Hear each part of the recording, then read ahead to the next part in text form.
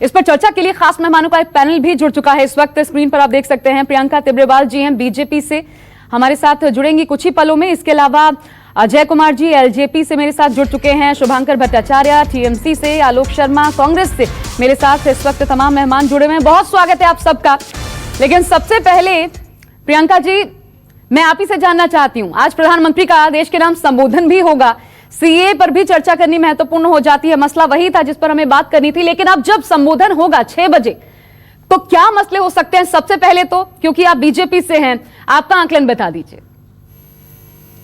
देखिए, जहां तक है इस वक्त जो समय चल रहा है, जिन कड़ी परिस्थितियों में हम अभी घिरे हुए हैं, तो मेरे ख्याल से तो कोविड ही जो है वही सबसे महत्वपूर्ण मुद्दा है इस वक्त। मगर हाँ, जैसे कि आप कह रही हैं कि अभी हाल फिलहाल सीए को लेकर के भी हमारे जो प्रेसिडेंट सर हैं नड्डा जी, उन्होंने भी कुछ कहा बंगाल में, कल इसके बारे में चर्चा हुई। तो ये भी एक बहुत बड़ा मसला है जिसको देख करके हमने ऑलरेडी देखा था कि देश में जिस तरह की राजनीति की गई थी, लोग जिस तरह की राजनीति कर रहे थे, कांग्रेस, कम्युनिस्ट और जितनी भी आतंकी ताकतें हैं वो एक हो गई कि ये जो सीए है ये एक्ट आए नहीं, इस कानून में संशोधन आए नहीं। इसके लिए हमने देखा बसें जलाई गई, जगह जगह विरोध प्रदर्शन इन्होंने किया, मगर आखिरकार जो है वो कानून पास हुआ। अब बहुत जरूरी ये भी हो जाता है एक मुद्दा कि बहुत सारे लोग जो हैं, ये बहुत एक इम्पोर्टेंट मुद्दा है जिसपे बात की जाए, इसके रूल्स फ्रेम किए जाए और इसको लागू किया जाए। तो अगर वे इस पर कुछ बोलते हैं तो हम लोग आलोक शर्मा जी हमारे साथ। आलोक जी, आपसे ये तो नहीं पूछूंगी कि क्या बोल सकते हैं, लेकिन एक चीज जरूर पूछना चाहती हूँ, आप चाहते क्या हैं?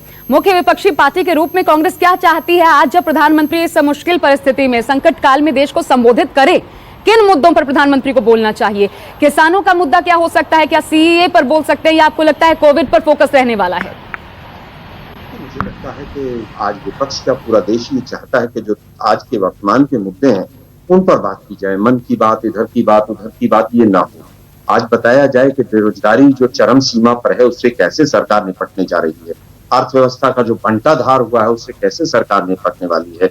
मोदी जी बताएं कि हंगर इंडेक्स में हमारा जो स्थान अब पाकिस्तान और बांग्लादेश से भी नीचे चला गया है, तो मोदी जी इसके लिए जिम्मेदार कौन है? आज बताएं कि जितने बाढ़ से ग्रसित जितने हमारे जिले थे उनमें क्या क्या हुआ। जीएसटी का पैसा राज्यों को मोदी सरकार कब वापस देने जा रही है? महंगाई जो आज हालत है कि टमाटर 60 रुपए किलो या 60 रुपए किलो और शिमला मिर्च 150 रुपए किलो बिक रही है, वो महंगाई क्यों बढ़ रही है?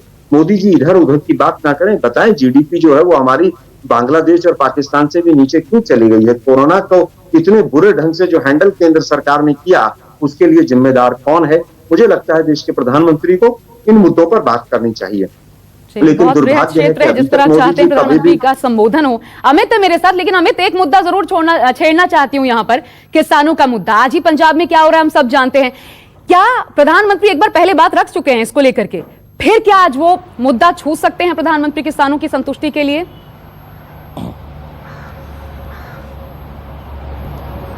देखिए, हो सकता है, क्योंकि ये बातें मैं भी सोच रहा था कि जब मैंने कोविड की बात की और दूसरी बातें भी की, तो मुझे लगा कि किसान का एक ऐसा मसला है, क्योंकि कहीं ना कहीं किसान जो देश का अन्नदाता है उसके मन में कई तरह के सवाल हैं। हालांकि प्रधानमंत्री ने कई मंच से, ट्वीट से लेकर तमाम जगहों से ये बात करने की कोशिश की। जो दो प्रमुख बातें हैं, चाहे एमएसपी की बात हो या फिर सरकारी खरीद की, दोनों चीजें चालू रहेगी, जारी रहेगी। ये बार बार प्रधानमंत्री ने कहा है, पार्टी में अमित शाह से लेकर तमाम लोगों ने कही है। तो मुझे लगता है कि ये भी मसला है शायद जिसके बारे में प्रधानमंत्री कहे, लेकिन ज्यादातर संभावना यही लग रहा है, क्योंकि ऐसे मसलों पर जब आप देश को संबोधित करते हैं तो 4 या 5 मसले नहीं छूते हैं, कोई एक मसले को लेकर बात होती है। तो मुझे लगता है कि ज्यादा संभावना कोविड की है। हालांकि किसान का मसला भी महत्वपूर्ण है, लेकिन प्रधानमंत्री और सरकार ने अपनी तरफ से कन्विंस करने की बहुत कोशिश की है, तो शायद एक मसला वो भी हो सकता है, या तो किसान की बात हो, लेकिन ज्यादातर संभावना ऐसी लग रहा है कि शायद कोविड ही मामला होगा, क्योंकि जिस तरह से लोगों में लापरवाही बढ़ी है वो बहुत ही चिंता की बात है। और यही वजह है कि बार बार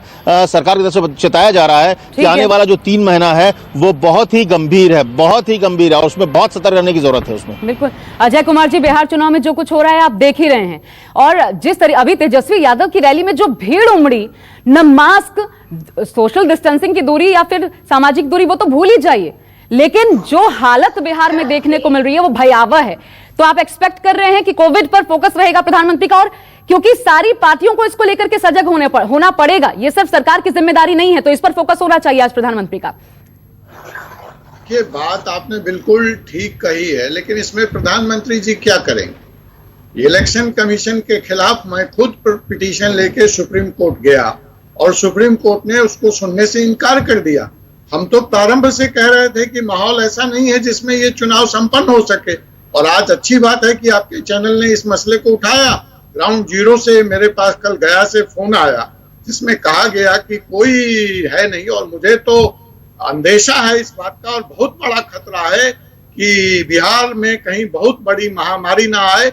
और बिहार के लोग बिहार तक सीमित नहीं है, जो पैरामिलिट्री फोर्स वहां गई हुई है, जो चुनाव करवाने के लिए लोग गए हैं, जो हमारे मीडिया के भाई बंधु वहां पे इस वक्त कैंप कर रहे हैं, सबकी जान पे बनाई है। लेकिन पता नहीं चुनाव आयोग को क्या जिद थी। गया में एक पिंडदान का फंक्शन नीतीश कुमार जी ने नहीं कराया, एक जिले में होने वाला फंक्शन नहीं हो सकता और इतना बड़ा चुनाव का मेला हो सकता है। यही चुनाव आयोग राज्यसभा की सीटों पे चुनाव नहीं करा सका और बिहार से इसको एक्सपेरिमेंट करना था, मुझे नहीं समझ में आ रहा है। यही चुनाव आयोग 8 ग्रेजुएट कॉन्स्टिट्यूएंसी की चुनाव नहीं करा पाया बिहार में, और इतना बड़ा इसने देश को, संपूर्ण जनमानस को खतरे के दौर में धकेल दिया है। मैं इस पे कुछ नहीं कह सकता।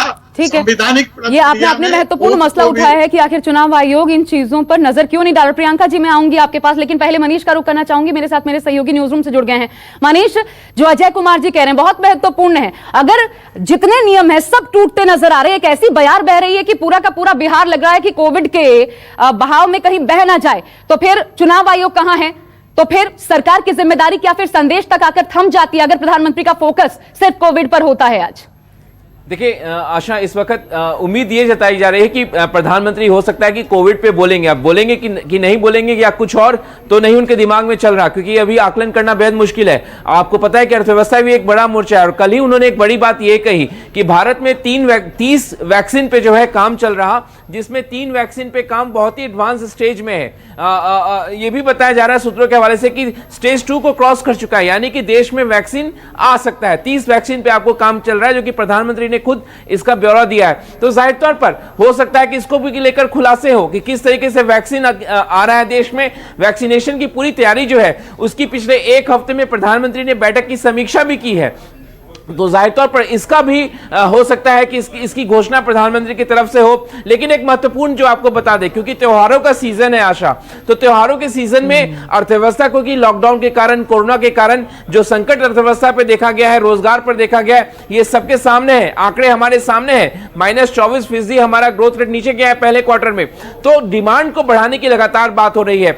सरकार की तरफ से जो डिमांड बढ़ाने की जो अभी घोषणा की गई है सरकारी कर्मचारियों के द्वारा, उसे नाकाफी बताया जा रहा है। तो ऐसा तो नहीं कि प्रधानमंत्री अर्थव्यवस्था को गति देने के लिए एक नए राहत पैकेज का ऐलान कर सकते हैं। इसके भी आसार जताए जा रहे हैं, इसकी भी संभावना जताई जा रही है। तो सबकी निगाहें 6 बजे प्रधानमंत्री के भाषण पर होगी। शुभ संकेत है, अच्छा संकेत आप दे रहे हैं। और बिल्कुल ये जो चीज आपने त्योहारों को जोड़ा लगता है और होना चाहिए, उम्मीद यही की जानी चाहिए, क्योंकि डिमांड बढ़ाना है तो फिर वो राहत पैकेज लोगों के पॉकेट में पैसा तो डालना पड़ेगा। मेरे साथ शुभांकर भट्टाचार्य भी हैं टीएमसी से। शुभांकर जी, क्या लगता है आपको, कोई राहत या फिर मुद्दा सीएए, उम्मीद क्या कर रहे हैं आप?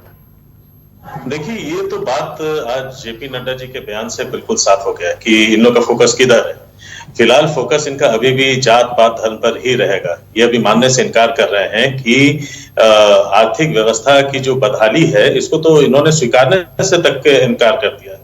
अब समस्या देखिए, जेपी नड्डा जी कहते हैं कि सीए की सेवाएं मिलनी शुरू हो जाएंगी। इनके रूल्स रुके हुए थे और बहुत शीघ्र सीए की सेवाएं सब पेंशन स्कीम है, कैसी बात कर रहे हैं?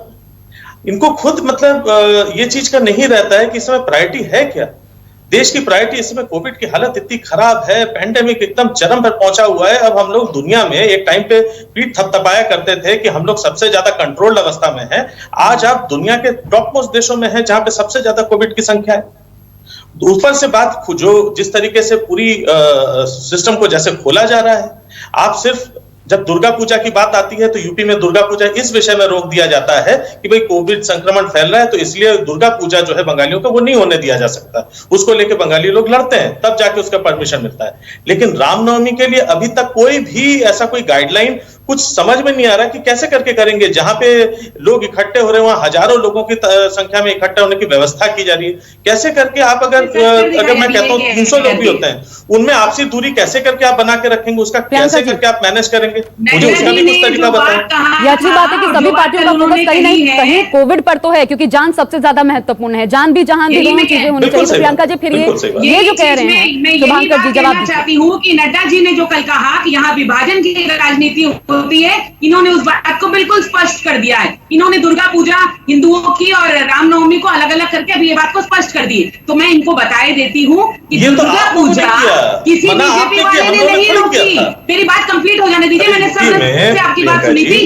धैर्य रखिए सर, धैर्य रखिए, सुनने की आदत भी डालिए, सुनने की आदत भी डालिए। आपको डालनी चाहिए, बात करना सबको पसंद होता है, मगर सुनने की भी डालिए। मैंने आपकी पूरी बात सुनी। तो अभी जो ये है, बीजेपी ने दुर्गा पूजा नहीं करवाई, फिर आप इसका जवाब दीजिए। हाईकोर्ट के आदेश पर उसको जो मॉनिटरिंग है वो हाईकोर्ट कर रहा है, क्योंकि हाईकोर्ट ने सोचा कि जहां ऐसे पेंडेमिक में 1 साल से आज बच्चे स्कूल तक नहीं गए हैं, कॉलेजेस नहीं खुले, कईयों के विद्यार्थियों के 1-1 साल की परीक्षा खराब हो गई, वहां पर दुर्गा पूजा इतनी ज्यादा जरूरी है। भाई सबके लिए भावना जरूरी है, मगर उसको एक नियम से करना चाहिए था।